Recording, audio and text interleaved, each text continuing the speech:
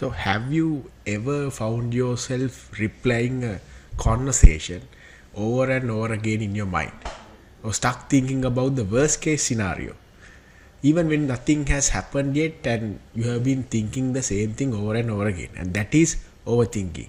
It's exhausting, it's quite unproductive, and most of all, it's something that you can overcome, right? That is the basic of overthinking, that it is very easy to overcome, but it is very hard to understand. That is why it is hard for us to manage our overthinking habits. So in this video we'll break down what overthinking really is and why your brain does it, and 6 clear science-backed steps to control, and not just fluff, just real tools to help you think less and be more productive, and to gain control of your brain more over with time. So our first section is what is overthinking. We'll be explaining what overthinking really is. It is a science-backed theory.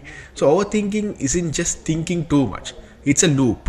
It's a mental trap where thoughts keep circling without moving forward, and you analyze, predict, worry and rehearse, but really never really solve anything.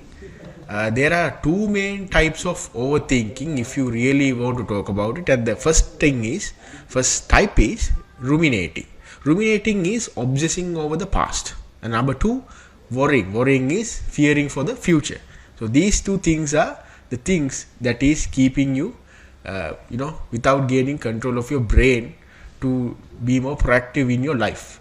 So, and both, to be precise, both these types have the same effect: paralysis by analysis. They waste your time, drain your energy, and spike your anxiety, to be precise. And now we can talk about why we overthink. Your brain isn't broken. If you think your brain is broken because you overthink all the time, it is not. It is trying to protect you, to be precise. Overthinking is a defense mechanism, and the brain's way of feeling it is in control. That is why it does this overthinking habit. But it's ironical because it makes you feel the opposite. So when we face uncertainty, our brain defaults to problem solving methods, problem solving mode. But without real answers or actions, that loop becomes overthinking. That's why awareness is the first key to stopping it. So next we can talk about the 6 science-based methods that we can follow to stop overthinking. And the number one thing is label the thought. This is how we are going to do it. And the number one method is labeling the thought. So the moment you catch yourself overthinking, you have to label it. Say to yourself, for example, this is just overthinking. It sounds simple, but it activates the rational part of your brain, the prefrontal cortex to be precise, and calms the emotional loop. So we call it name it to tame it. Number 2 is time box your thoughts. You have to time box your thoughts. For example, set a timer. Literally, you have to set a timer. Give yourself 10 minutes to worry or think about a situation which is troubling you, and then write down what you are thinking. When the time ends, you just move on to a next thing, next goal for today. So this trick gives your brain a boundary. It tells your mind that you have had your say. Now we are done. So now we have to move on. Right. Number 3, the practice now theory. So overthinking is living in the past, or basically living in the future. Like living in the past, you are worrying about the past, and then you are fearing for the future. The key is bring your mind back to the present. You have to bring your mind back to the present. So this is based on a grounding exercise, like the 5, 4, 3, 2, 1 method. 5, 4, 3, 2, 1 method is grounding yourself. So either you can write this down or you can think about it. You have to think about or write down 5 things that you can see, and then 4 things that you can touch, 3 things that you can hear, 2 things that you can smell, and 1 thing that you can taste. So you are bringing yourself back to the present from the past, or either from the future. So this pulls you out of the spiral and back into reality. Right. The 4th method that we are going to do is interrupt the loop with action. You have to interrupt the loop of overthinking with action, quick action. So overthinking is passive.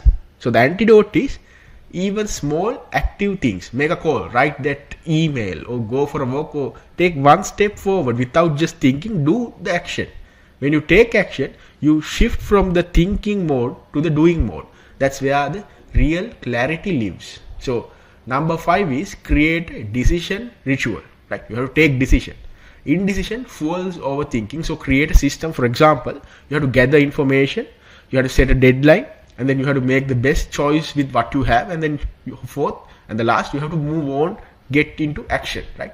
Do something active. Even if it's not perfect, made a decision beats a delayed one, always. A decision made beats a delayed decision, always.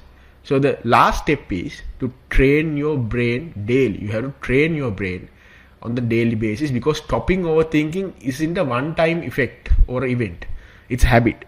Daily practices like journaling, mindfulness, or cognitive reframing helps your brain to train your brain to respond differently. And you can't always stop thoughts from coming. I mean, you just can't, literally, you can't stop your brain from working on its own. But you can change how long they last and how much of effect they take, right? So basically, our final thoughts would be, you are not weak for overthinking. You have to know this. You are not weak for overthinking. You are a human. But you don't have to stay stuck up in there. With awareness, boundaries, and action and repetition, you can take control of your thoughts, and you can take control of your brain as well. Which step are you going to try first is the question. There are 6 steps, 6 methods, 6 processes that you can follow. So what is the best one? You have to see for yourself. So you can comment in the comment section. And if you found this helpful, give it a thumbs up and share it with someone who needs it, actually. So subscribe for more science-based tools for you to grow mentally, emotionally, and professionally. So until next time, have a nice day.